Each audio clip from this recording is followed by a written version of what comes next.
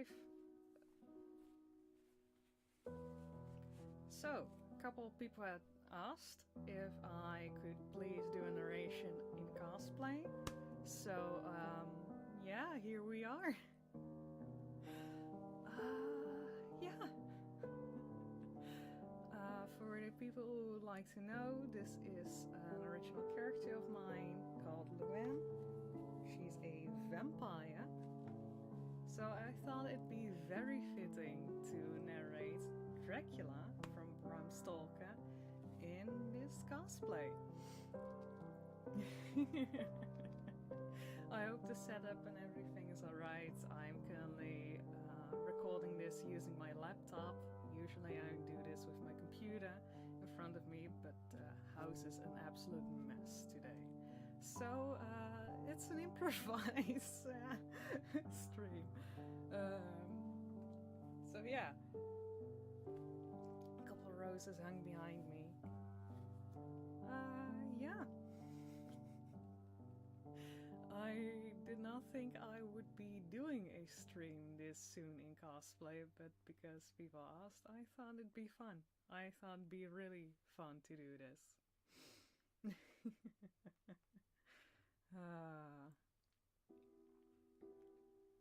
Let's see, anyone here yet? Nope, it's just me. Well, that's fine. I kind of put this together really quickly on very short notice, so I wasn't even sure if I was able to do this today, so also, it wasn't very smart to just kind of grab one of the coolest cosplays that I have and just go, you know what, we're gonna do this today. And I absolutely regret everything. Because my arms are both bare, I have a, my tummy is as well, because this is like a top that I'm wearing underneath, so there's that. Fan-freaking-tastic. Also, if people are willing to ask, no, I didn't make these myself, I just kind of grabbed random stuff and made it into a character. I do make cosplays by hand though, which is very fun. I'm currently on a spree where I make too much stuff. Too many projects, too many unfinished projects that I'm working on behind the sewing machine.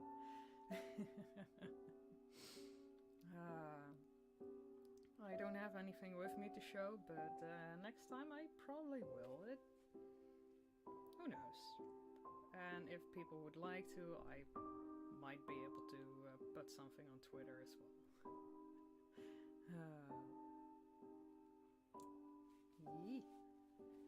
I'm gonna take off the gloves. I don't think I will be able to actually open up the book with these. I don't know how anyone even does stuff with these gloves. They're so thick. I kid you not, these are for the winter, probably. I thought they would look cute because the character wears gloves all the time. You know, for writing a background story and stuff, I thought like, oh, well, let's see if we can write a character without putting a whole lot of trauma on top of it. So we give her a phobia instead, so to keep her, you know, to keep it a little spicy and interesting. So, Luann, which is, you know, the character, has a phobia for germs.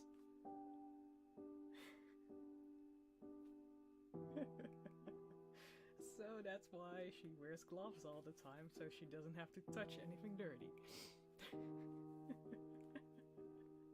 I know, a very dumb thing. But yeah, I probably should make more dumb TikToks with that. If anyone would be interested in seeing more content from Luann, or just to get to know her as a character, or see a background story and stuff, I have everything on my TikTok. I can give away the link. I think I already posted it on my Twitter though. So there's that. I think I even pinned that tweet. So for the people who like that, go check out that tweet.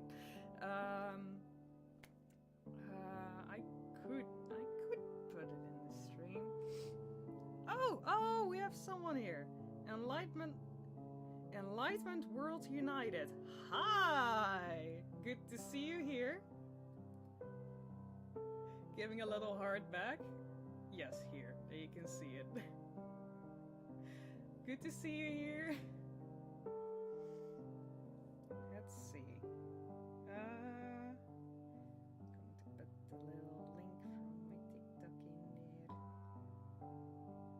I should probably put my phone on mute.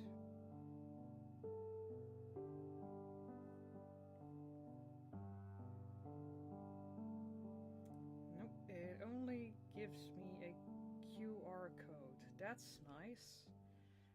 That's great when social media does it. It's not that I'm not a fan of QR codes, but I'd rather have a link that I can just pop in a tweet and just go, yeah, click it and you get there very fast. Instead of a QR code that you have to scan. I don't know, it's just too many steps. If you put it on your cards, on the other hand, that's very handy. Because you can always mess up your typing if it's too long of a link. But if you were to hand out your cards at a convention or anywhere else, and you're like, hey, here it is, and you have a QR code of your link tree or whatever it is, or your email or whatever, that's super handy. I just don't think it is nice for that social media already generates one for you. You're so much fun. Thank you.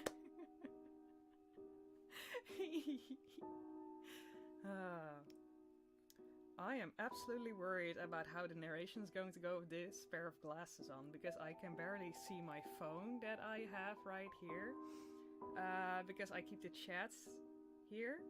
I mean, I also look at the screen for it, but it comes on my phone rather, well, it comes in sooner. Whatever. You guys can see it on Twitter anyway, because I somehow found the link.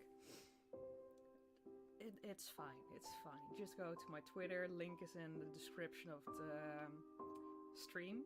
Yeah. And then you can find all my cosplay social media links if you guys would be interested about that. Also, can I just kind of show? Yeah, I know it's my little trinkets, but this is my bookmark that I've been keeping in my Dracula book. I know, it's very cute. Yeah. It has a little clock on it. Sorry, we're gonna continue. I have the book right here with me. Instead of putting the thing on the screen, what I usually do, I am just going to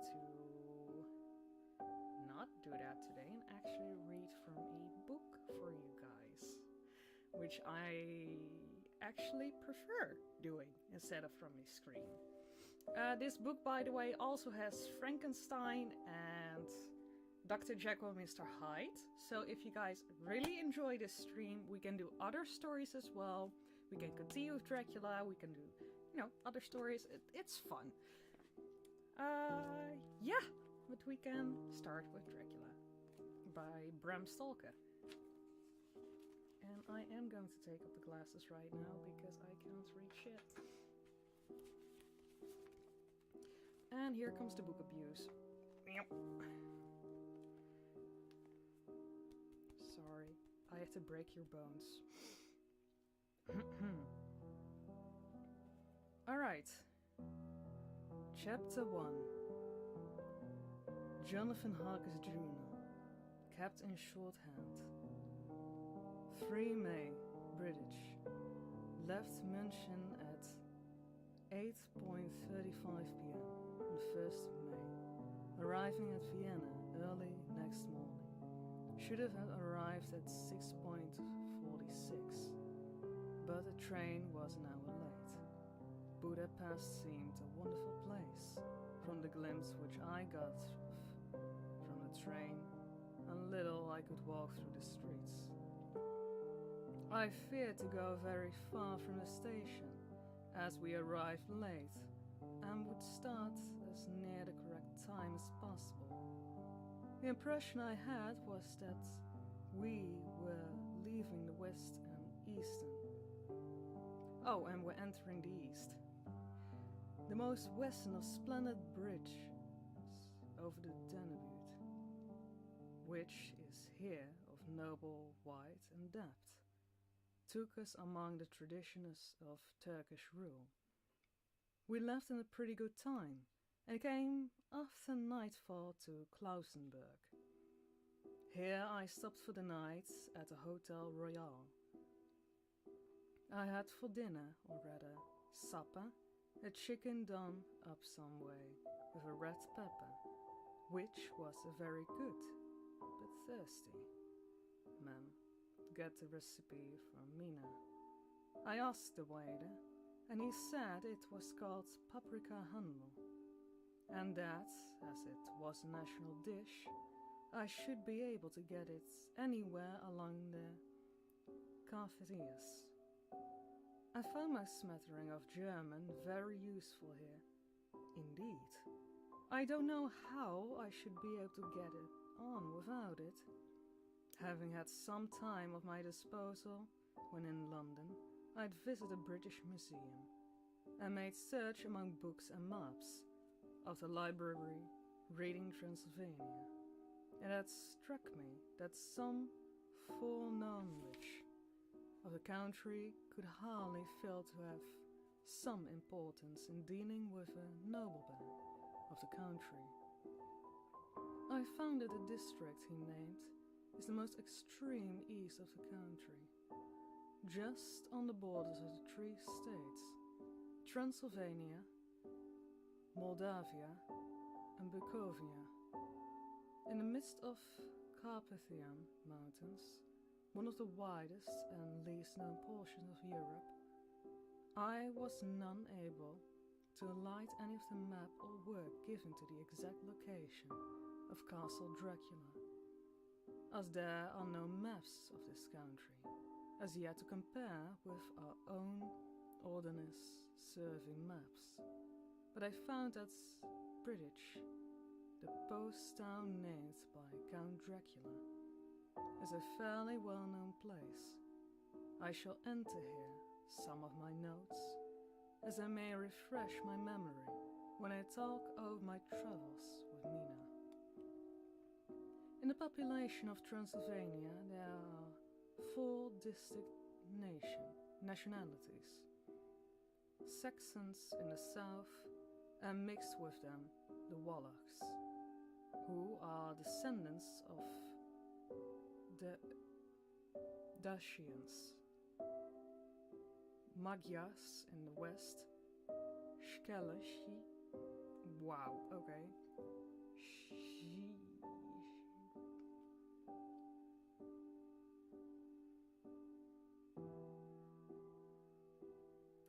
great when your dyslexic ass just kind of goes, let's hustle the letters together.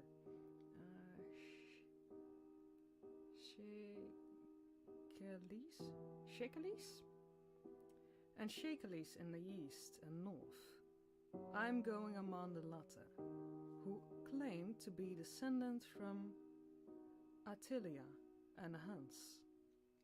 This may be so, for the Magyars conquered in the country of the 11th century. They found the Huns settled in it. I read that every known superstition in the world is gathered into the horseshoe of the Carpathians, as it were the center of some sort of imaginary whirlpool. If so, my stray may be very interesting. Ma'am, I must ask the Count all about them. I did not sleep well, though my bed was comfortable enough, for I had all sorts of queer dreams. There was a dog howling all night under my window, which may have been something to do with it. Or it may have been the paprika, for I had to drink up all of the water in the carafe, and I was still thirsty. Towards morning I slept and was awakened by a continuous knocking on my door. So I guessed I must have been sleeping soundly then. I had for breakfast more than paprika, and sought a porridge of maize flour, which they said was hamaliga. The eggplant stuffed with forcemeat, and an excellent dish, which they called impletata. Ma'am, get recipe for this also. I had to hurry breakfast, for the train started a little before 8.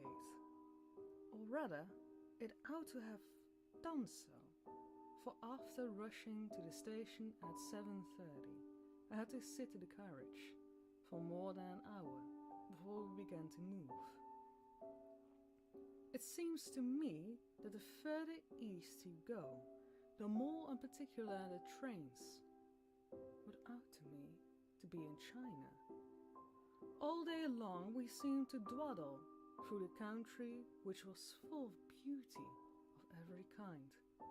Sometimes we saw little towns or castles on the top of the steep hills, which, as we see in old missals, sometimes we ran by rivers and streams, which seemed from the wild stony Maragon, on each side of them, and the subject of great floods. It takes a lot of water and running strong to sweep the outside of the edge of the river clear. At every station there were groups of people, sometimes crowds, in all sorts of attire.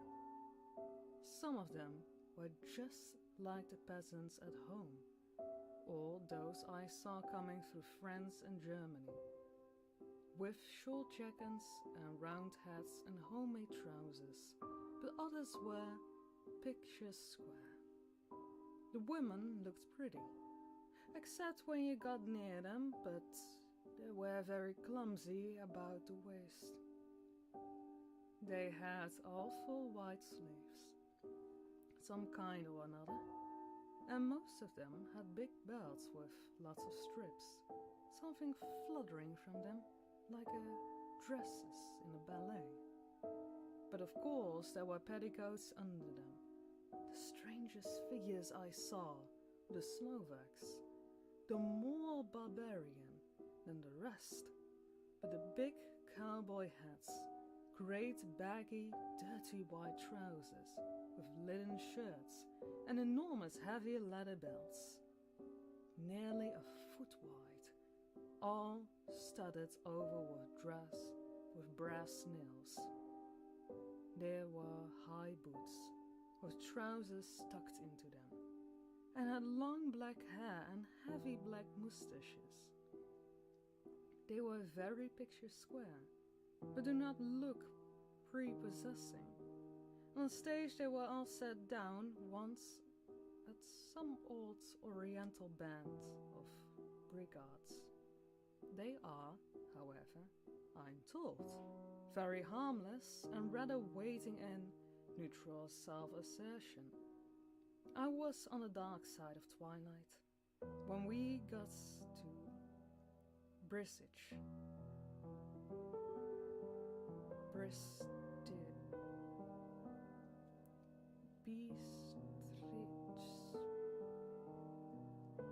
I'm now wondering if I'm pronouncing it correctly. By streets. I wasn't. By streets. Oh, that's the town from Dracula. Yeah, okay. By streets. Which is a very interesting old place, being particularly on the frontier, for the Borgo Pass leads into the Bukovina. It has a very stormy existence, and certainly show marks of it.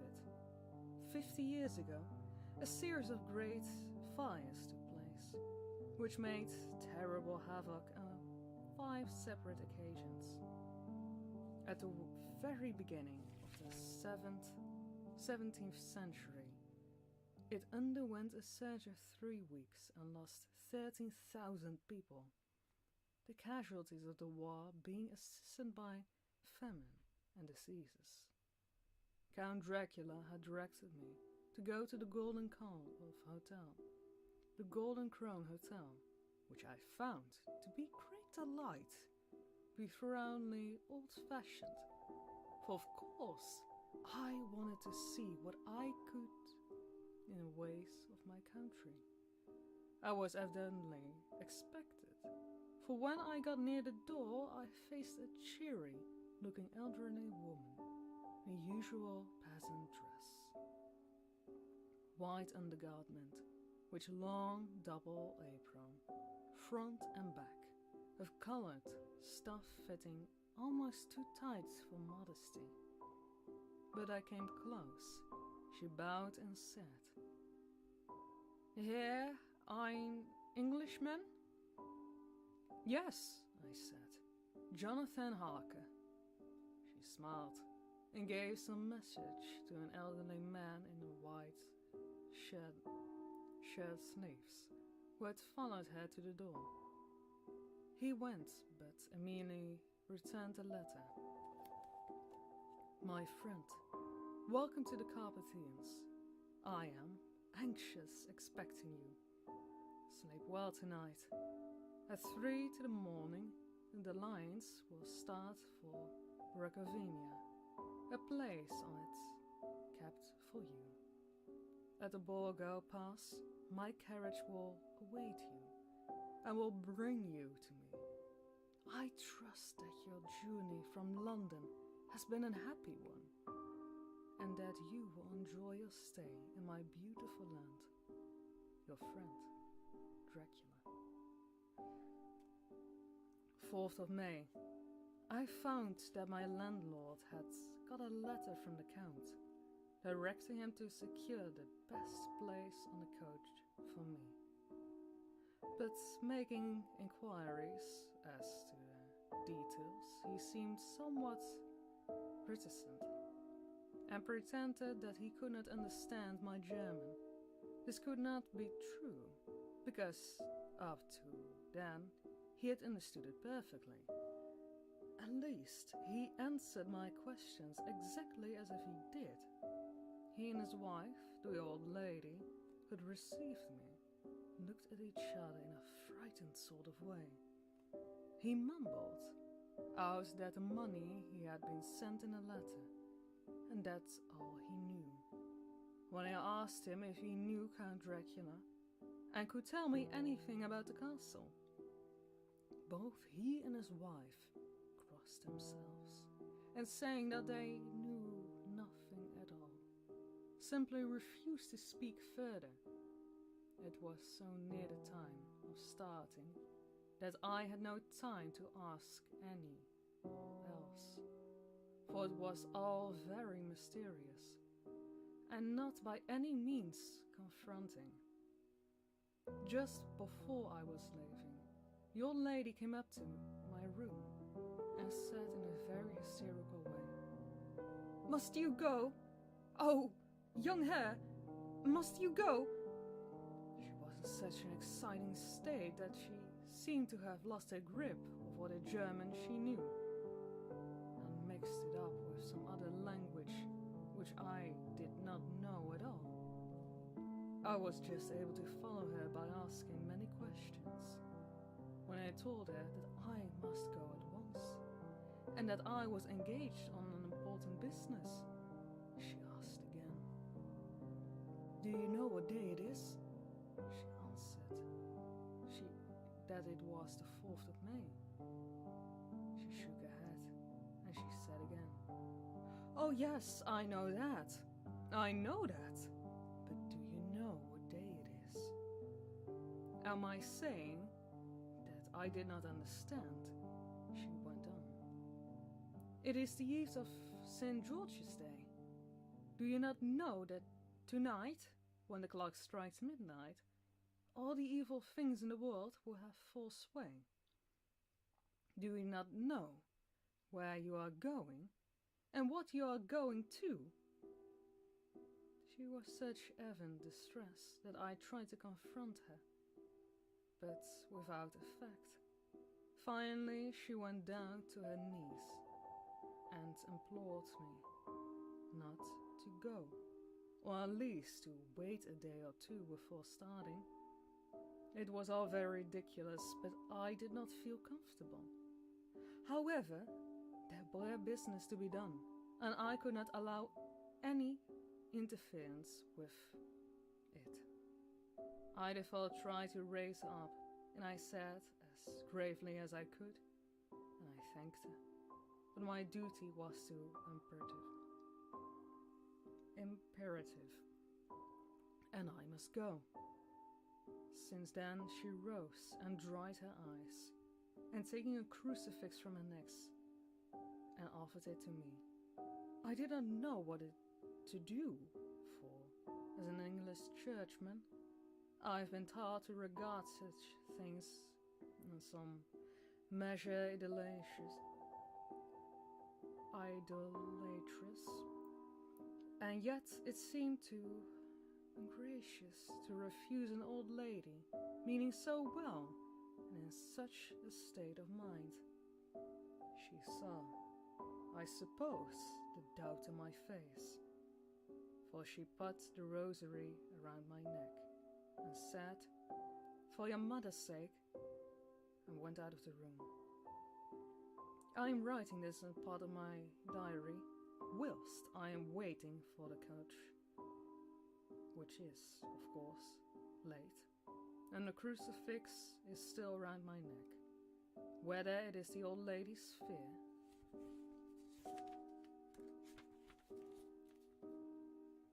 or many ghostly traditions of this place, or the crucifix itself, I do not know, but I'm feeling nearly as easily as it might as usual. In this book could not ever reach Mina before I do. Let it bring my goodbye. Here comes the coach. 5th of May, the castle. The grey of the morning has passed, and the sun is high over the distant horizon, which seem jagged.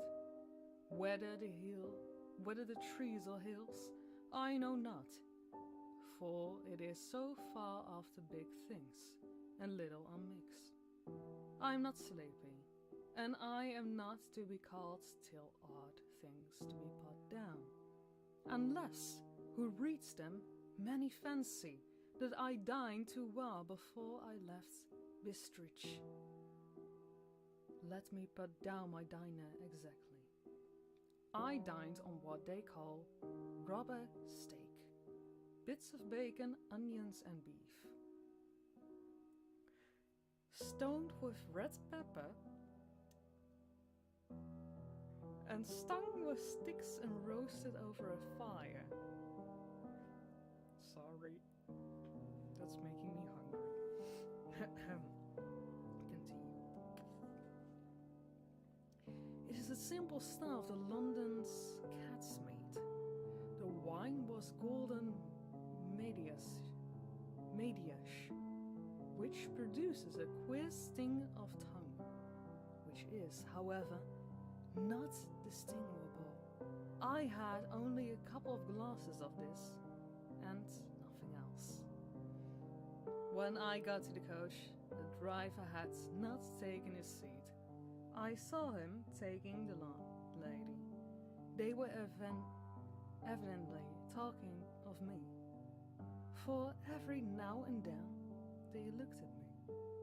And some of the people who were sitting on the bench outside the door were they calling by name, meaning word bearer, came and listened and then looked at me, most of them pityingly. I couldn't hear the words often repeated, queer words, for there were many nationalities in a crowd. So I quietly got my polyglot dictionary from the bag and looked them out. I must say they were not cheering to me, for among them were Ordok, Satan, Pokal, hell, Stregorsia, witch, Frolok, and Flokash. Shkla. No. What does that say? Flko? Schlag? Flowslag. That's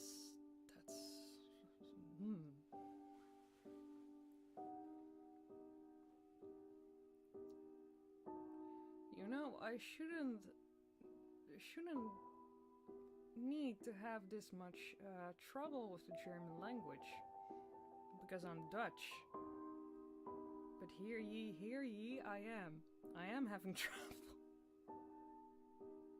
I'm sorry, it was never a subject I like to learn.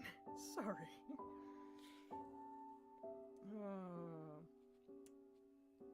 I hope my wig is still in place.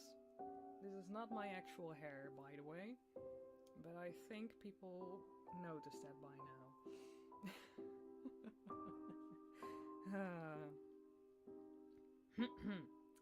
Both of which mean the same thing.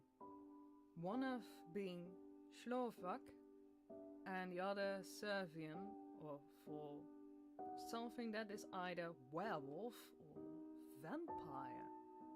Ma'am, I must ask the Count about these superstitions. When we started, the crowd round the inn door, which had by the time swelled to considerable size, all made the sign of the cross and pointed 2 fingers towards me. With some difficulty, I got a fellow passenger to tell me what they meant. He could not answer at first, but one learning that I was English, he explained that it was a charm or guard against an evil eye. This was not very pleasant to me, just starting for another unknown place to meet an unknown man. But every one seemed so kind-hearted and so sorrowful and so sympathetic that I could not but be touched. I shall never forget the last glimpse of which I had in the inn yard, with the crowds of figures, all crossing themselves, and they stood round the wide archway, with a background of rich foliage of oleander and orange trees in green tubs clustered in the center of the yard. Then our driver, whose white linen drawers covered with the whole front box seat, Gatsa they called them, cracked his big whip over the 4 small horses, which ran abreast, and we set off on our journey. I soon lost sight of my recollection of ghost fears in the beauty of the scene as we drove along. Although I known the language, or rather languages, which my fellow passengers were speaking, I might not have been able to throw them off so easily. Before us lay a green sloping land, full of forest and wood, with here and there steep hills, crowned with clumps of trees, on which farmhouses, the blank cable ends to the roads. There was everywhere a bewilderness mass of fruit blossom, apple, plum, pear, cherry, and as we drove by, I could see the green grass under the trees, sprinkled with the fallen petals. In and out amongst the green hills of what they called the Middelland ran the road, losing itself in swept rounds the grassy curve, or was shut out by the stranding ends of the pine woods, which here ran down hillside like tongues of flame. The road was rugged, but still there seemed to fly over with feverish hassle. I could not understand what the hassle meant, but the driver was evidently bent on losing no time in reaching Borgo Pront. I was told that the road in the summertime excellent, but that it had not yet been put in order after the winter snows. In this respect, different from general run of roads in the Carpathians, for the old tradition had they are not to be kept in too good order. Of old hospitals would not reappear. Them, least the Turk, would think they were preparing the bringing of foreign troops, and so hostile the war which was always really a leading point.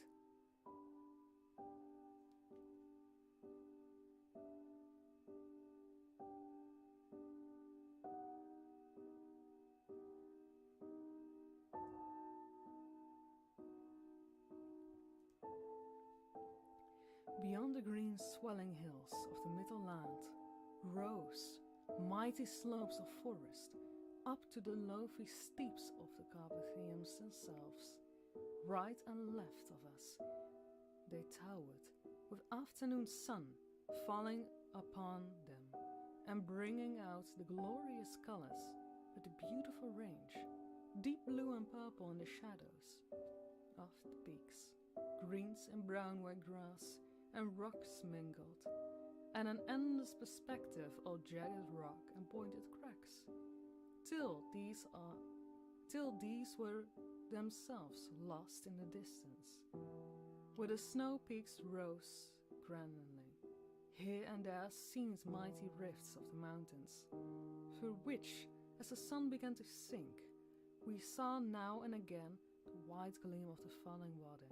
The companions touched my arm as we swept around the base of the hill and opened up a lofty, snow-covered peak of a mountain, which seemed, as we wound in our serpentine way, to be right before us. "Look, is den Stek, God sit!" And he crossed himself reverently. As we wound up endless way, and the sun sank lower and lower behind us, the shadows of the evening began to creep around us, and are emphasized by the fact that the snowy mountaintop still held the sunset, and seemed to glow out of the delicate cool pink. Here and there we passed Steks and Slovaks, all the pig-chic attire, but I noticed that courtier, painfully prevalent by the roadside were many crossovers. As they were swept away, my companions all crossed themselves. Here and there was a peasant man or woman kneeling before a shrine, who did not even turn around as we approached, but seemed in a self-surrender of devotion to have many things new to me. For instance, hay ricks in the trees, and here and there very beautiful masses of weeping birch, their white stems shining like silver throughout the delicate green of leaves. Now and again we passed a lighted wagon, the ordinary peasant cart, with its long snake-like vertebra, calculated to suit and inequalities of the road. On this were sure to be seated, like a group of hair-combing peasants, the Steks with their white, and the Slovakans with their colored sheepskins, the lads carrying lance fashion, with long staffs, with an axe at end. I didn't test audio, by the way. If you guys can't hear me that well, just let me know.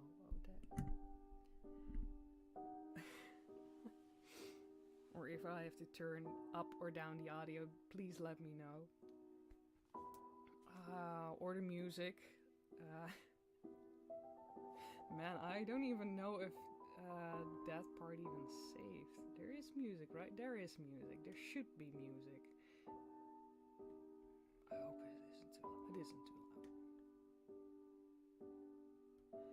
I hope. Okay. Sorry. I'm gonna continue.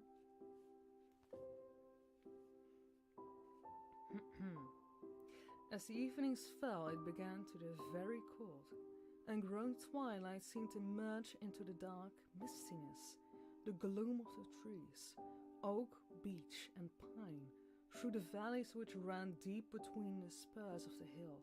As we ascended through the pass, a dark fist stood out there, and there against the background of late-lying snow, sometimes as the road was cut through the pine woods, had seemed to the darkness to be closed down upon us, great masses of greyness, which here and there bestowed the trees, produced a particular way of solemn effect, which carried on through the grim fancies, and nearing, early in the evening, where the falling sunset threw its strange relief, like ghost-like clouds, which among the Carpathians seemed to wind ceaselessly through the valleys.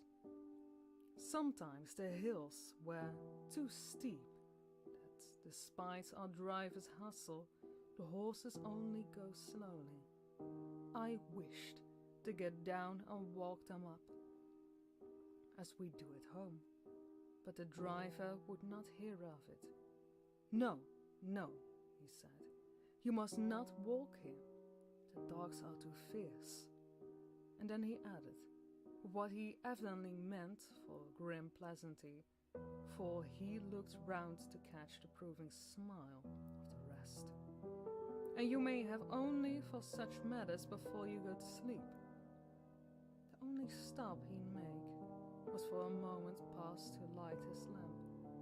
When it grew dark, he seemed to be some excitement among the passengers, and they kept speaking to him one after another, as though urging him to further speed. He lashed the horses unmercifully with his long whip, and with the cries of encouragement urged them to go further exeriously. Then, through the darkness, I could see some sort of patch of grey light ahead of us, as though there were a cleft in the hills. The excitement of the passengers grew greater. The crazy coach rocked, and the great leather springs, and swayed like a boat tossed on a stormy sea. I had to hold on. The road grew more level, and we appeared to fly along. Then the mountains seemed to come nearer to us. On each side of the Fron dawned upon us. We were entering the Borgo Pass. We, by one several of the passengers, offered me gifts, which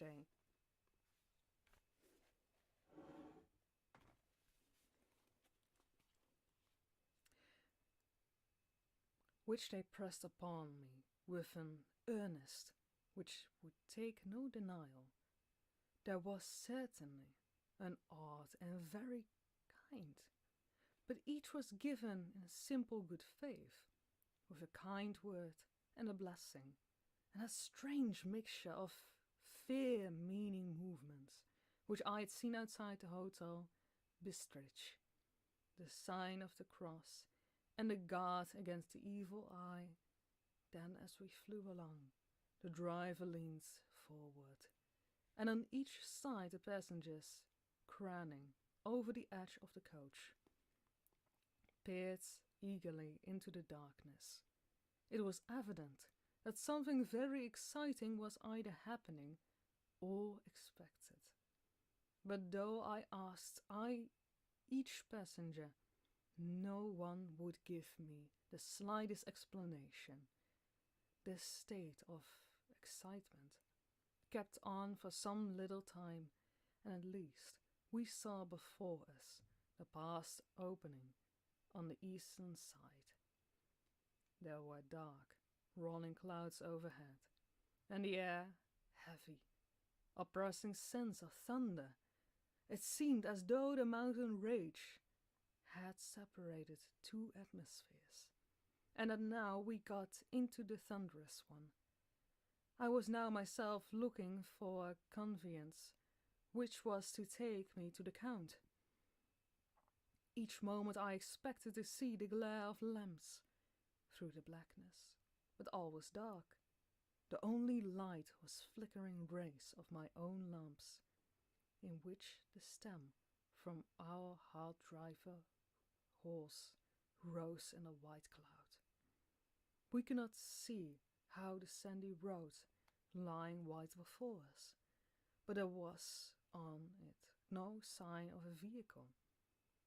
The passengers drew back with a sigh of gladness, which seemed to mock my own disappointment. I was already thinking what I had best do, when the driver, looking at his watch, I said to the others, with something which I had hardly heard. It was spoken so quietly and such a low tone, I thought it was an hour less than the time. Then turning to me and said in German, worse than my own, "There's no carriage here. The Herr is not expected after all. He will now come on Bergovania and return tomorrow, on the next day, better the next day." Whilst he speaking, the horses began neighing and snorting and plunged wildly, and the driver had told them. Then, among the chorus of screams of the peasants and the universal crossing of themselves, the caleche of 4 horses drove up behind us, overtook us, and drew up beside the coach, which, I could see some the flash of our lamps, and the rays fell on them. That the horse were coal-black, splendid animals. They were driven by a tall man with a long brown beard and great black hat, which seemed to hide his face from us. I could not see the gleam of his pair of bright eyes. Very seemed red in the lamplight. As he turned to us, he said to the driver, "You are very early tonight, my friend." The man stammered in reply. The English Herr was in a hurry, to which the stranger replied, "That is why, I suppose, you wished him to go on to the Bergovania. You cannot deceive me, my friend. I know too much, and my horses are swift." He spoke, he smiled. The lamplight fell on a hard-looking mouth, and very red lips, and sharp-looking teeth, as white as ivory. One of the companions whispered to the other, "A line of burgers in the north. Then die Toten reiten schnell." For the dead travel fast. Hey! Welcome to the stream, Moschino. Happy to have you here. Let's see, spooky, scary skeleton time. Yes!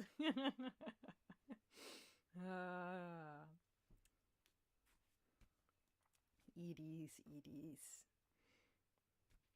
Ah, let's see. Let's have a sippy sip.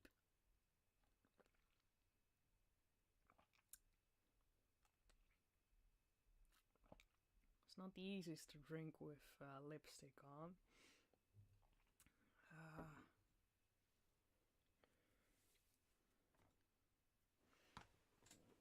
Oh, and my cape got stuck.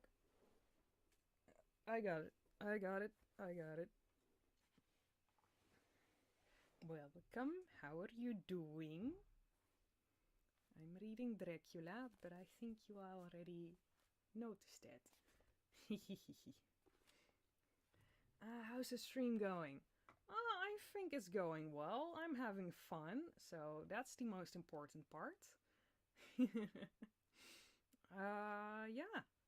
First time I'm doing a stream with a book in hand and also in cosplay, so I think that's something new and very fun to do.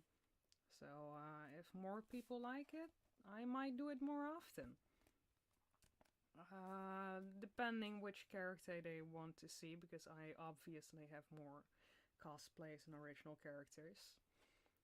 But probably and preferably as Luann, since, you know, it's more of a horror character herself, since she is a vampire. And also, her, since I started writing a character more often, she is a writer. So I think it is more fitting to do a stream as her. Until I have made a cosplay of, you know, Pumpkin.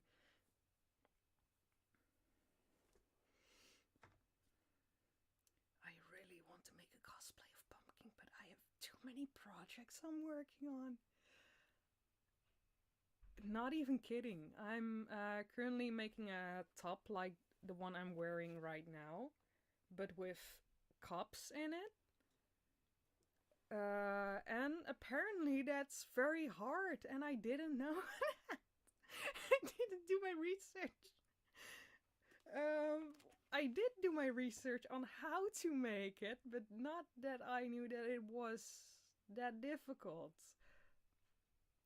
Because essentially, you usually start off with making a corset, like a half body that's under your boobs, and then you go a full length corset, and then you, when you've mastered that, then you go and make one with cups, and that's currently what I'm making. Never made a corset before in my life. Very smart, I know. Why? Because I thought it'd be a very good idea to use those skills to make a to make the bodysuit for my next Pokemon cosplay, which also will be needing that, because otherwise I will have to work with a lot of mesh, and I don't know if that will look nice. It could, but I'm not sure if it would. So that's two things. The practice corset and the Pokemon cosplay. Then I'm working on a fantasy costume because, kid you not, I was cleaning up my room and I found a very old costume that I haven't been using at all. And thought to myself, hey, it doesn't fit. It came in with missing parts, so it is incomplete. And some parts are bent and broken, so what do? We can't wear that costume. I can't wear it at all. So I'm currently taking everything apart and making a new cosplay with it. That it's looking pretty fine now, by the way. It's going to be another original character. Who knows? Maybe I can do another stream in that costume when it's finished. I have a more like a Greek mythology-ish character planned for that, since it will be more of oracle.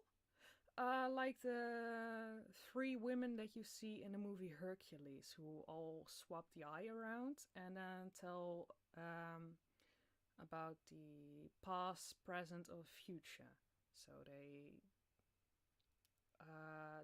kind of have the all-seeing eye, know everything, like that. An oracle. They know everything. What has been, will be, and is. And so that's what I'm basing the character on. Of course, I'm not going that far with kind of going. I am probably going to buy blind lenses and drawing hands, or hands on my eyes, yes. Drawing eyes on the palm of my hands to kind of go that, like Tenome from Japanese Legends. If you haven't watched Pan's Labyrinth, you should. It's a really good movie, and it has a version of Tenome in it, where you have like eyes on the palm of the hands, which is very creepy, and I absolutely adore it. It's such a cool design, and the actor absolutely kills it. And he does multiple roles in that movie for the monsters and such. Amazing. But yeah, that. I'm working on too many things for cosplay, but yeah. Who knows, maybe I can do another stream in that cosplay when it's finished. It's very simple. It probably won't look very simple, but hey.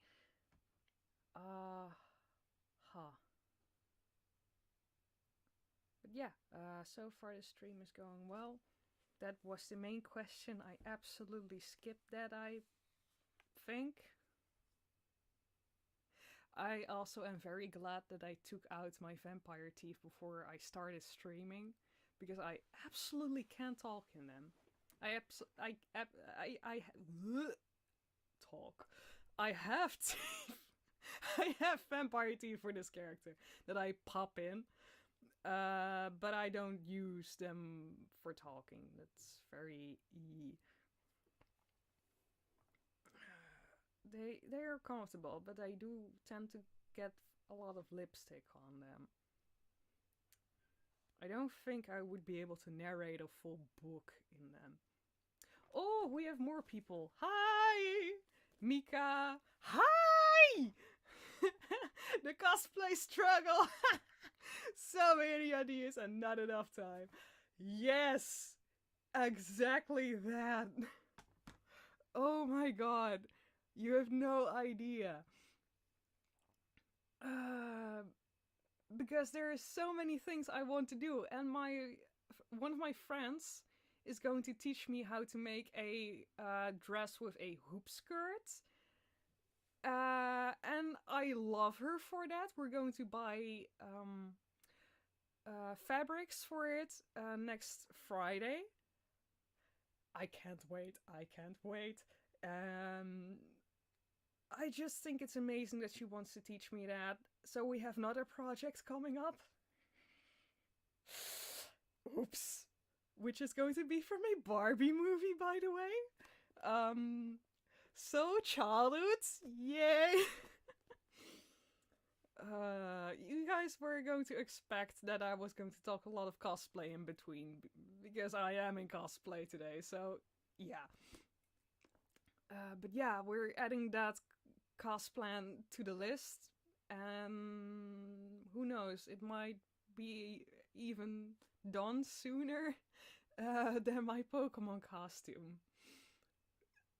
Oops. I don't know.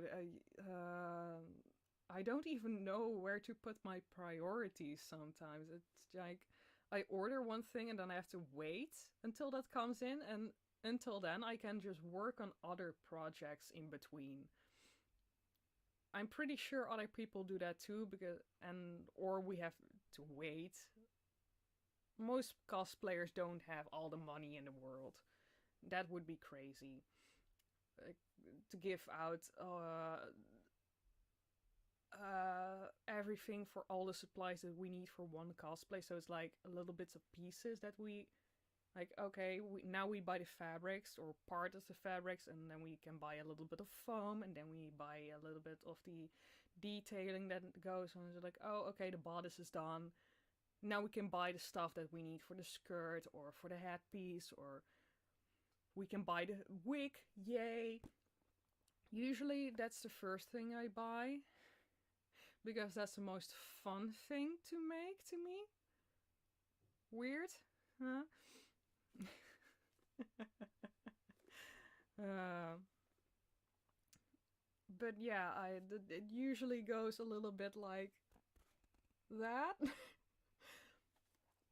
And that's why I tend to work on multiple projects currently, because then it's like, okay, well, this thing isn't in from cosplay A, but B still has potential things that I could work on, so we're going to work on B right now, and then we can get back on A later, and then we see like, oh, well, B is now done for what I can do, but I now see that A needs more research, so we do an in-between project, which is C, and yeah, it's absolute chaos and a mess, but I still love my hobby.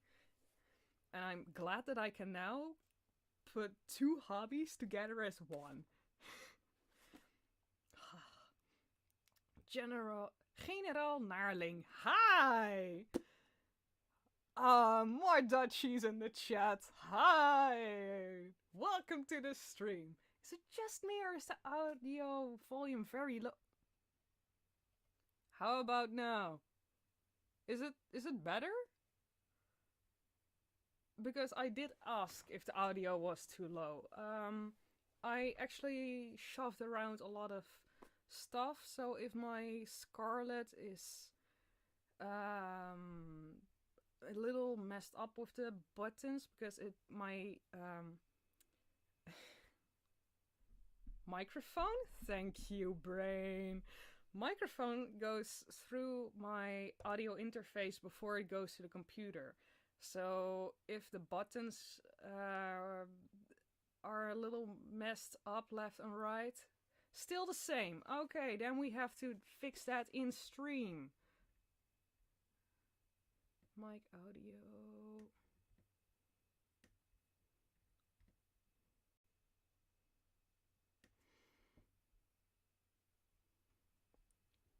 Hello? Beter?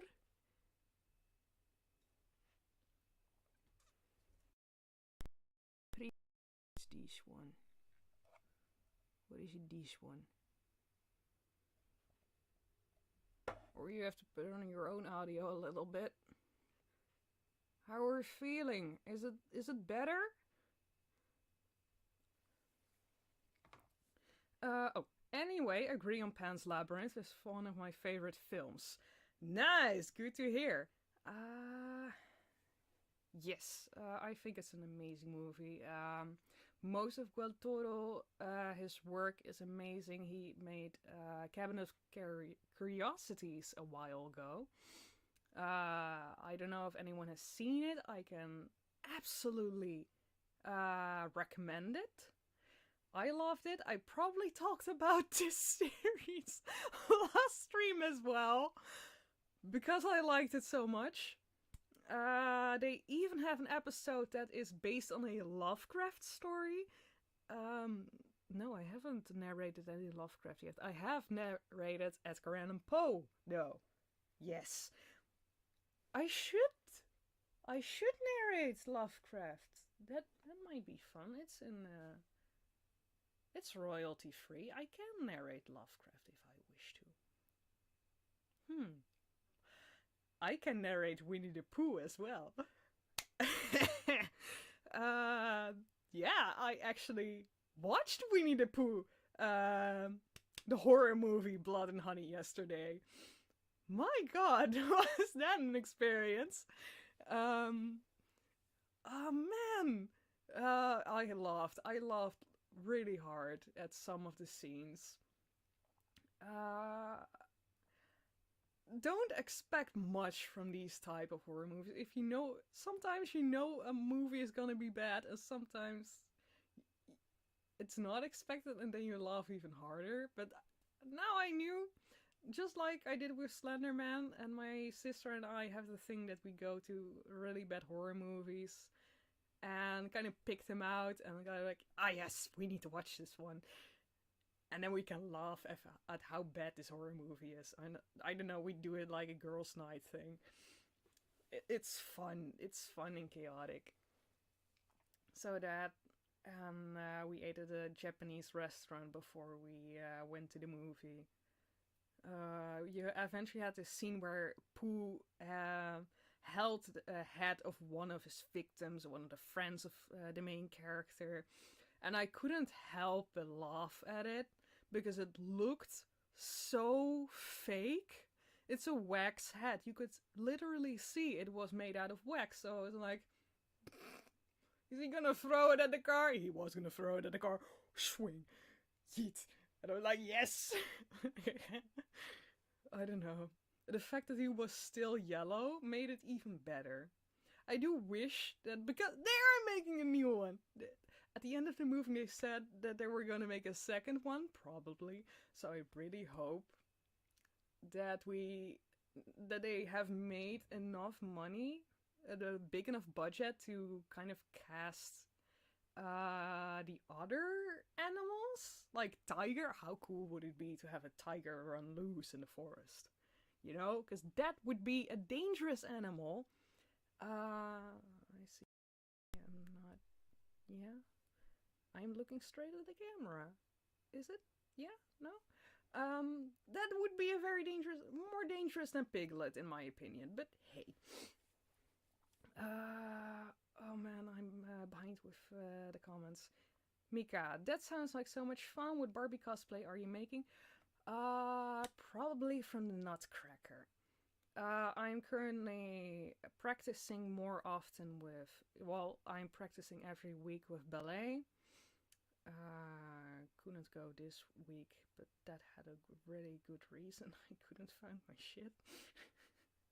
But yeah, I go every week to ballet class, and I started doing pointed shoe classes as well a couple months ago, and it's going really well. It is going well, in my opinion, because last time we were allowed to dance without touching the bar, which is like, you know, a thing that you hold on to for dear life when you're standing on those shoes. Otherwise you trip and fall if you're not, you know, trained to stand on them. And suddenly the teacher says, hey, you can, I don't want you guys to hold them anymore. We're gonna dance in the middle of the room. And then we're like, we do. Shit. And it went well. It went well, and I'm glad that it did. And I'm even more excited for the next classes. But yeah, that's why I really want to do one of the cosplays. Make a cosplay of one of the ballet movies from Barbie. And that one seems easy enough to make for a one with a petticoat and a hoop skirt and stuff. So I think I would be able to do it.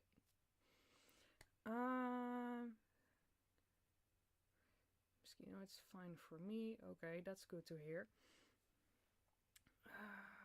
Okay. Enlightenment. Mine has been a little low, but it's easily fixed. Oh, well, that's nice to hear. Generaal Narling, no worries. I can hear you just fine if I crank up the volume on my end. That's good to hear. I have to remember to turn it down later, though. If I go deaf when sitting next... Oof. Niferia. Oh, hi, sis! Welcome to the stream. Prepare to be boarded, Dad. What does that mean? Oh, he wants to grab it in a little bit. Oh, that's fine. If Dad wants to come in, that's fine. I'm currently talking and having a little break from the book before I'm gonna continue. So if he wants to come in now, that's fine. I'm gonna say hi to Dad. People can't see that because I kind of put up a piece of cloth that I also use for my TikToks. So respecting my dad's privacy. And also some little flowers with LED lights. I thought that was really cute. I got those a while ago. Aren't they cute? I think they are. I think they're very cute. Nikki Lammers, my friendo, hi! Welcome to the stream. Good to see you. Generaal Narling, glad to see you survived Danger Play.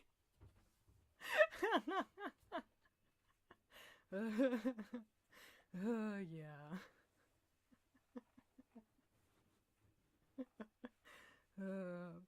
Yeah, don't worry, I'll survive.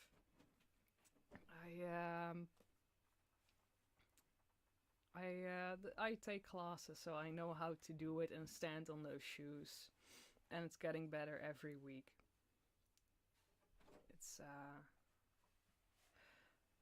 It's not something you should do if you're not trained, or because I've lately seen a lot of people on TikTok who buy those shoes for fun, or suddenly make accounts that say, oh, I'm a self-taught ballerina, and I think that is a very dangerous thing to do. A few of those accounts are people who do practice ballet and make it as a joke, which I do not stand behind, by the way.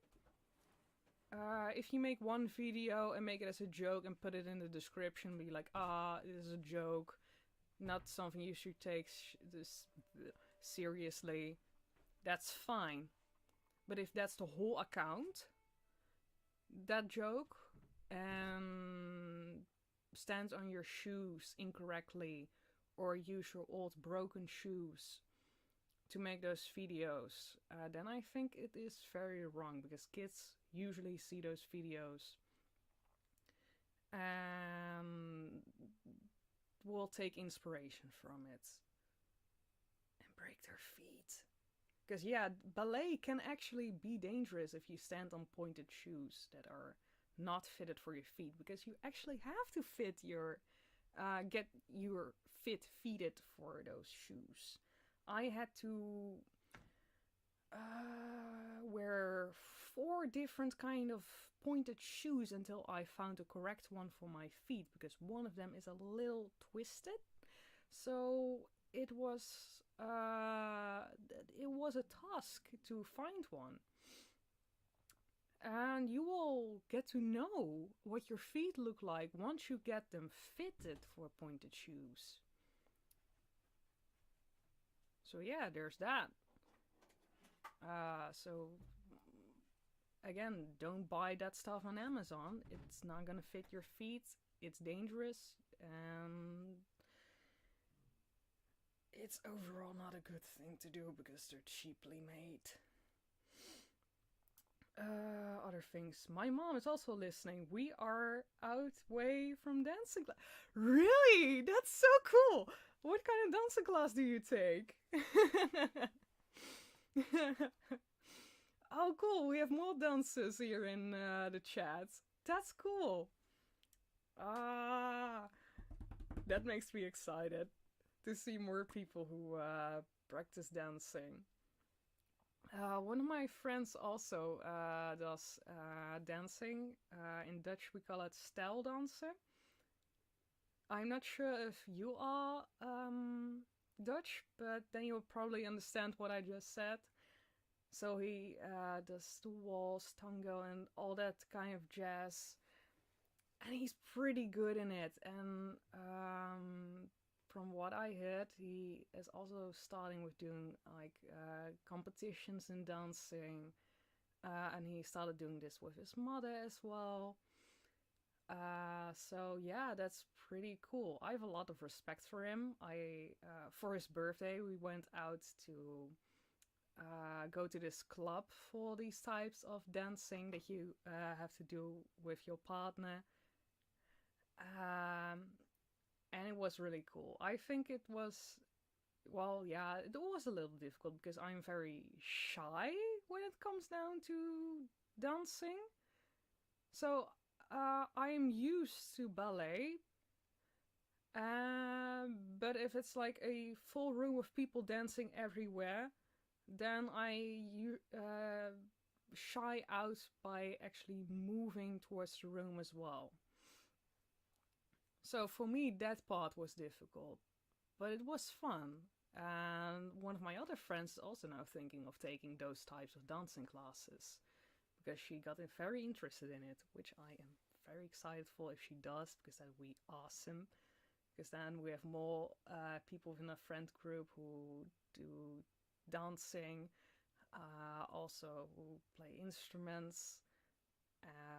So I don't know. I think that's just a really cool thing that we can kind of share hobbies together aside from cosplay, because all of us cosplay. You know, we go to conventions together.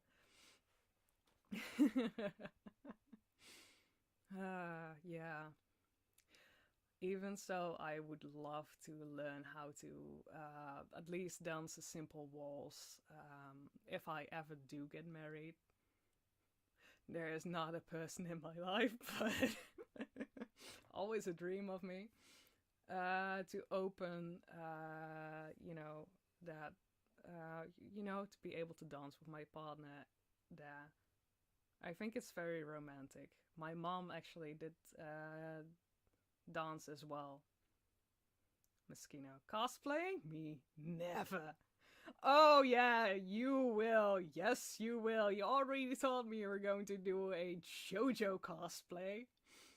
If I ever get to America, I will take my Jolene cosplay with me and we will take a lot of pictures together. And otherwise I will put you in the damn cosplay, sir. I will. Or your girlfriend. Wife! Ah! Why can I remember that? Oh my god, I'm so sorry. Silva will put you in that cosplay. That'd be awesome. But how fun is that to be able to do a cosplay together when you're partners, you know? That'd be cool. Nah.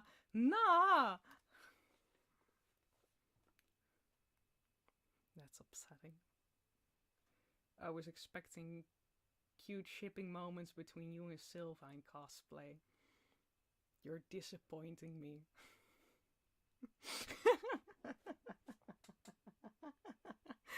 No, don't worry. Do what you like.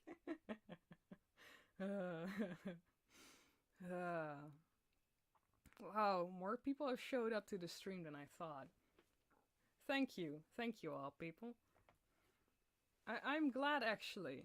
I am really enjoying myself today. But yeah, the stream was about Dracula. So, I am going to continue narrating.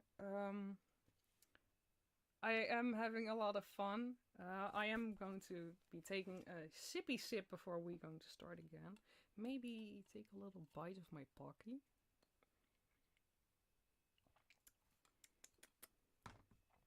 Don't worry, I didn't come into the stream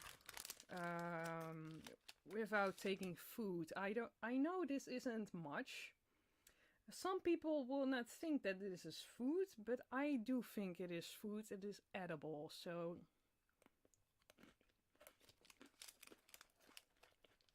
Yes. She wants to do cloud and... That'd be so cute! That would be so cute. Please do that. Silva, get your man in a cloud suit. I would love that. Holy shit, that's so cute. Moschino, commit. You should do that. I would love to see that. I want to see pictures of that. Pocky is food. Yes, it is! Also, welcome to the stream, GA. Happy to have you here.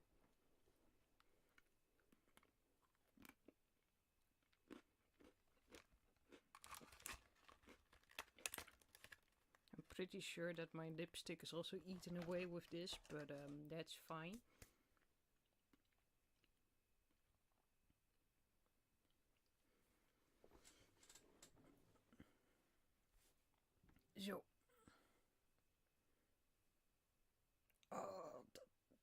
Oeh, dat is hier. Youch! You know what? This is fine. My earring is tingled in my wig, and we're gonna keep it like that before I pull my ear out. Ouch. Pull.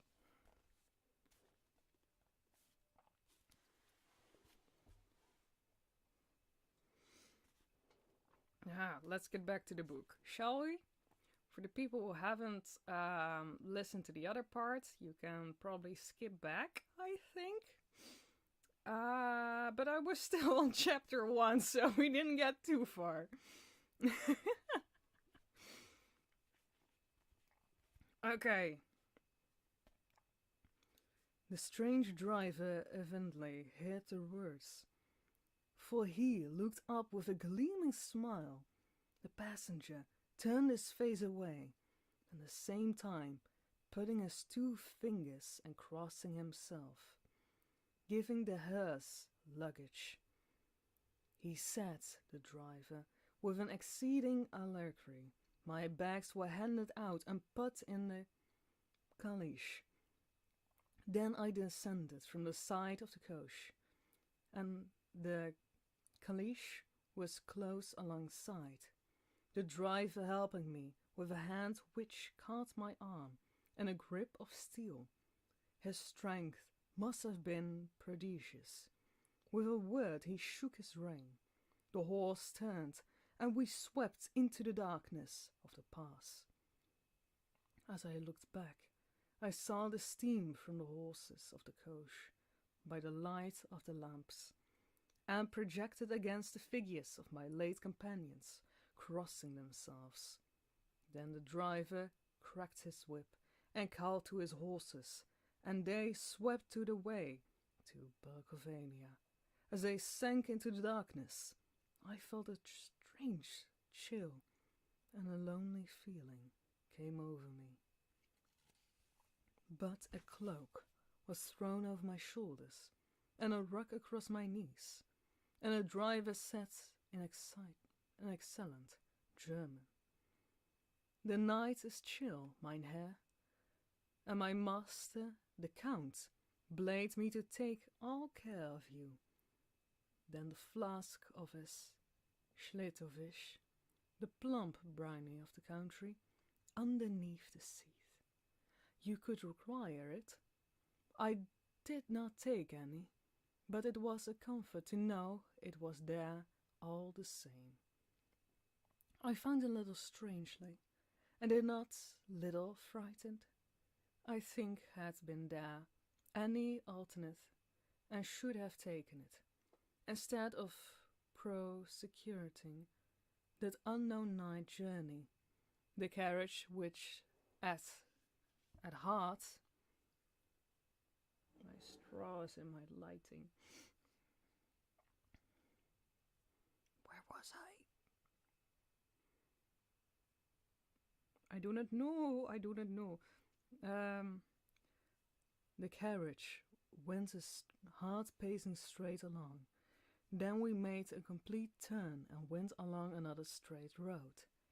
It seemed to me that we were simply going over and over the same ground again, and so I took note of some relevant ground, and found that this was so. I could not have liked the other us, the driver, that this all meant, but I really feared to do so. For I thought that, placed as I was, any protest would have had no effect in case there had been an intention of delay. By and by, however, I was curious to know how time I was passing. I struck a match, and by its flame looked at my watch. It was within a few minutes of midnight. This gave me a sort of shock, for I suppose the general superstition about midnight has increased by my recent experiences. I waited with a sick feeling of suspense. Then the dog began to howl somewhere in a farmhouse, far down the road. A long, agonizing wailing, as if from the fear. sound was taken up by another dog, and then another, and another, till, borne on the wind, on whiff-sided softly through the pass, and wild howling began, which seemed to come all over the country. As far as imagination could grasp it through the gloom of the rear, but the driver spoke to them soothingly, and they quieted down, but shivered and sweated, as though after a runaway from sudden fright. Then far off into the distance, from the mountains on each side of us, began a louder and sharpening howl, that of wolves, which affected both the horses and myself in the same way, for I was minding to jump from the cleash and run, whilst the rearing again and plunged madly, so that the driver had to use the great strength to keep them from bolting. In a few minutes, however, my own cars got accustomed to the sound, and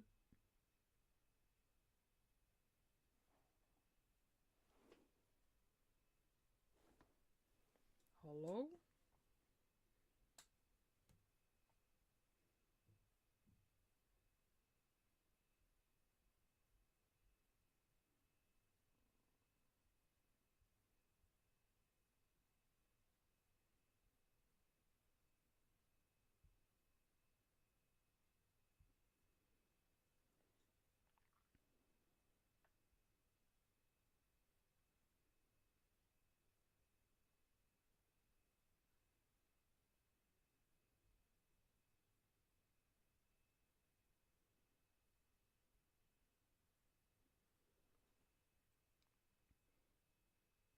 I heard knocking. I don't know where that was.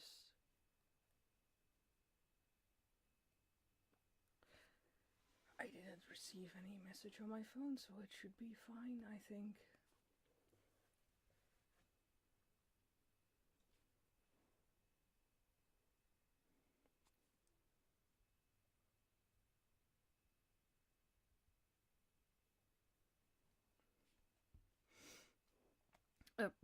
Oh.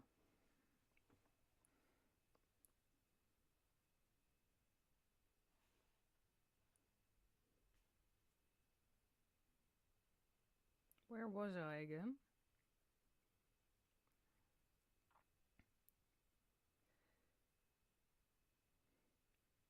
In a few minutes, however, my ears got accustomed to the sound, and the horses so far became quiet that the driver was able to descend and stand before them. He petted and soothed them, and whispered something in their ears, and I have heard of horse trainers doing with an extraordinary effect, for under his caresses they became quite manageable again. Though they still trembled, the driver again took his seat, and, shaking his reins, started off in a great pace. His time, after going to the far side of the pass, he suddenly turned down a narrow roadway, in which ran sharply to the right. Soon we were hemmed in with trees, which in places arced right over the road, till we passed us through a tunnel, and again great frowning rocks, guarding boldly on the side, though we were in shelter, and could hear the rising wind, for it moaned and whistled through the rocks, and we branched off trees, cracked together and swept along. It grew colder and colder, still, and fine, powdery snow began to fall, as soon we all around us covered with a white blanket. The keen wind still carried the howling of the dogs, though he grew fainter as we went on our way. The baying of the wolves sounded nearer and nearer, as though they were closing round on us from every side. I grew dreadfully afraid, and the horses shared my fear. The driver, however, was not in the least disturbed. He kept turning his head to the left and right, but I could not see anything through the darkness. Suddenly, away on our left, I saw a faint flickering blue flame. The driver saw it, and same moment he at once tracked the horses, and jumping to the ground disappeared into the darkness. I did not know what to do. The less the howling of the wolves grew closer, but while I wondered, the driver suddenly appeared again, and without a word took his seat, and we resumed our journey. I think I must have fallen asleep. I kept dreaming of the incident, for it seemed to be repeated endlessly, and now looking back, it is like a sort of awful nightmare. Once the flame appeared near the road, that even the darkness around us, I could watch the driver's motions. He went rapidly to where the blue flame arose. It must have been very faint, for it did not seem to illuminate the place around it at all, and gathering a few stones, forming them into the device, once there appearing a strange optical effect. When he stood there, appeared a strange optical. When he stood between me and the flame, he did not obstruct it, for I could not see its ghostly flicker. All the same, he stared at me, but the effect was only momentarily. I took it, and my eyes deceived me, straining through the darkness, when for a time there were no blue flames, and we sped onwards through the gloom, with a howling of the wolves around us, as though they were following in a moving circle. At least, there came a time when the driver went further afield than he had yet gone, and during his absence the horses began to tremble worse than ever, and to scream with fright. I could not see any cause of it, and the howling of the wolves had ceased although. But just then the moon, sailing through the black clouds, appeared behind the jagged crest of bleeding, pine-clad rocks, and by its light I saw around us a ring of wolves, with white teeth and lolling red tongues, of long, sinewy limbs and shaggy hair. They were 100 times more terrible than the grim silence which held them, than even when they howled. For myself, I felt a sort of paralyzed of fear. It was only when a man feels himself face to face with such horrors that he can understand their true import. All at once, the wolves began to howl, as though the moonlight had some peculiar effect on them. The horses jumped about and reared, and looked helplessly round the eyes that rolled, and way painful to see, but the living ring of terror encompassed them on every side, and they had perforce to remain within it. I called to the coachman to come, for it seemed to me that our only chance was to try to break out through the ring and aid his approach. I shouted and beat the side of the clans, hoping by the noise to scare the wolves from that side, so as to give a chance of reaching the trap. How he came there, I not know, but heard his voice raised in a tone of imperious command, and looking towards the sound, saw him standing in the roadway as he swept his long arms, and though brushing aside some impalpable obstacle, the wolves fell back and back further still. Just then a heavy cloud passed across the face of the moon, so that we were again in darkness. When I could see again, the driver was climbing into the Collins, and the wolves had disappeared. This was also strange, and the wolves had disappeared. An uncanny and dreadful fear came upon me, and I was afraid to speak or move. The time seemed interminable, and we swept on our way, now in almost complete darkness, for rolling clouds obscured the moon.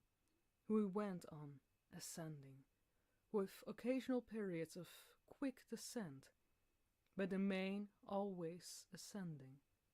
Suddenly, I became conscious of the fact that the driver was in act of pulsing up the horses in the courtyard of a vast ruined castle, from whose tall black windows came no ray of light, and whose broken battlements showed a jagged line on the moonlit sky.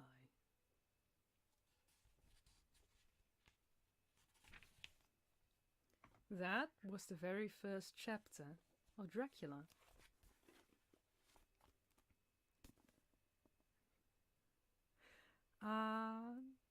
Yeah. Let's see. Oh, God. One moment.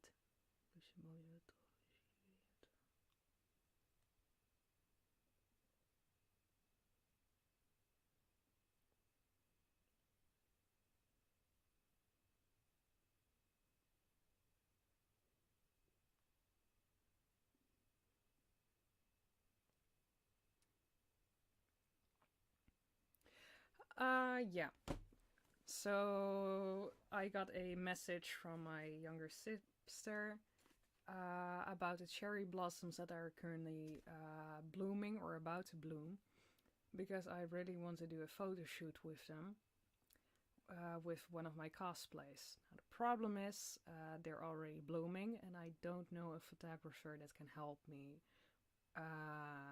with the photo shoot. Because the one that I asked said, sorry, I can't because of his health.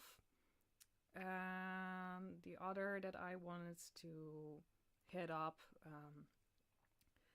I want to do it in a place that's too far away for me to drive. So that's something I still have to look up. But currently they're blooming in Amstelveen from what I've seen. So I have to plan something. See if anyone, any photographer could help me with that. That'd be nice. Sorry for that. And for that info dump. But that was the first chapter of Dracula.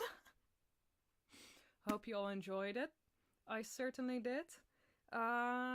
If you guys like it, we can definitely narrate the second chapter in a next stream, whether that is in cosplay, and we can just continue this book in this cosplay from Luann, or as my VTuber model.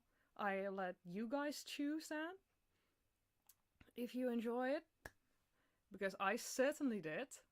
I really did. And I think it's also fun for you guys to kind of see my face more often. Because also now since I put the stream in my story on my Instagram, I also have cosplayers and my mutuals coming in here for cosplay content that I usually don't do. And that's also very fun. So for those from the cosplay community, hi! Hope you enjoyed it. I am probably going to do this more often. And if you like to see me doing this with my VTuber model, I have other streams that are up that you can watch. They're all horror stories, by the way.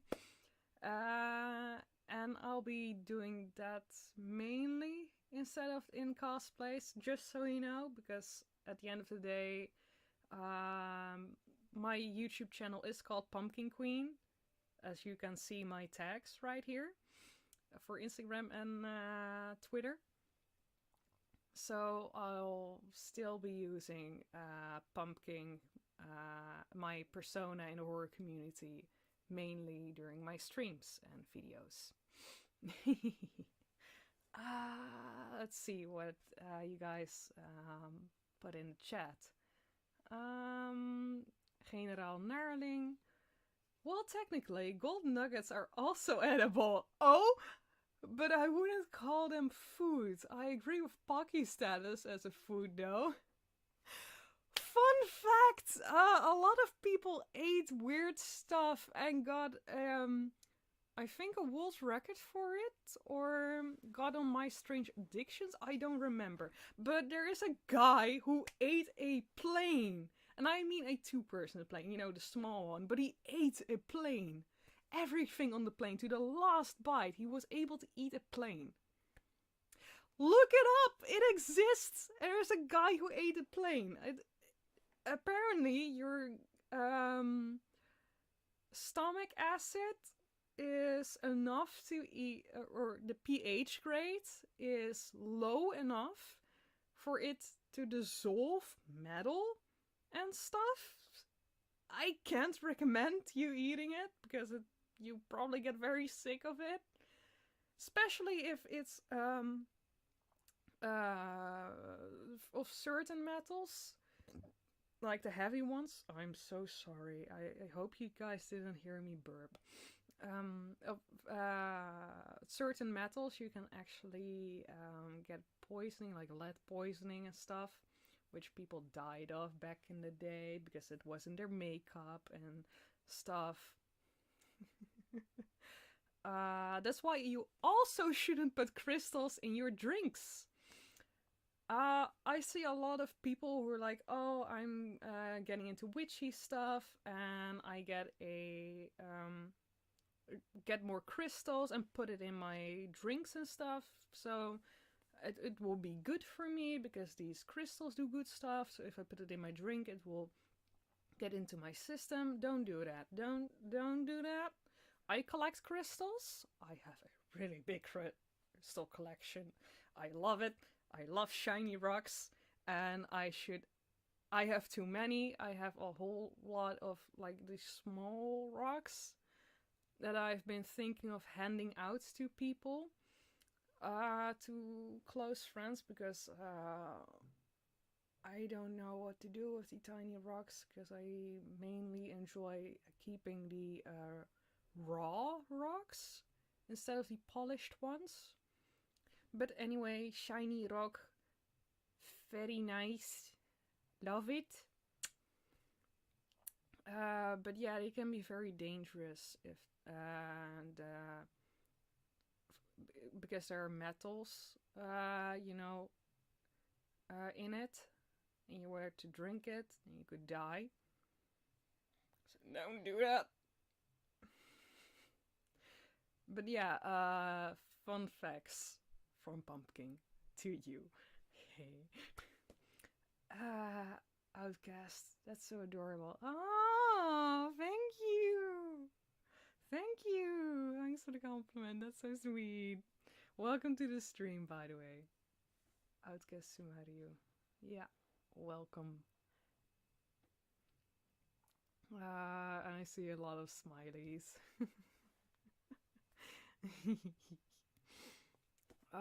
But yeah, people ate a lot of weird things. I've seen people on My Strange Addictions who ate cigarette butts, or even like the leftover ashes, and kind of licked them up. I don't know, there was a time when I thought, oh, that sounds interesting, let's watch some episodes. There was also one that was about some woman drinking pee, I believe. Oh my god, my battery is running low. You might want to plug in your PC! Okay, thank you! That means the end of the stream, I think. Well, good to know that my battery survives about, almost 2 hours. I think, well, almost 2 hours. I did some, 2 hours probably, because I did some stuff in between where I had to set up the stream. So let's say 2 hours. It lasted 2 hours. Yeesh. I'm happy. It was a fun stream. Thank you all for coming. Otherwise it's gonna stop on its own because my battery is dead. Yeah. Thank you all. You guys are amazing. Thank you all for the love and support. We're definitely going to continue with this book because I think it's fun. We only got scratch the surface of it. So yeah, let's do that. Let's do that more often. Thank you all, people. Have a great evening. Have a great Sunday. And good luck with work, everyone, tomorrow. Have a great Monday in advance. Oh, Infinite Psychosis. Hi, you're a little late. I'm going to shut the stream down.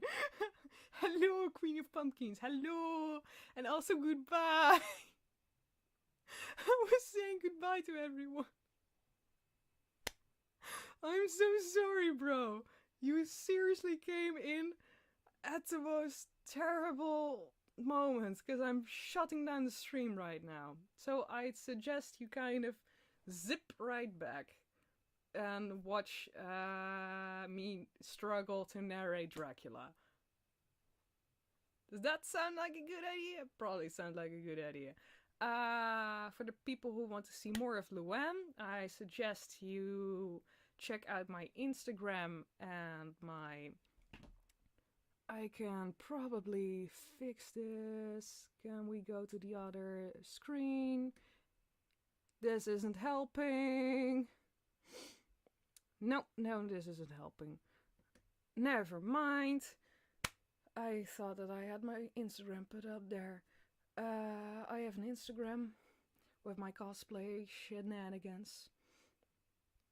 I can put that link in the description though. I think I have it right here. Wait.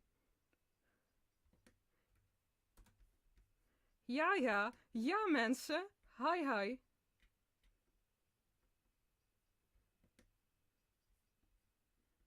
Open een webbrowser.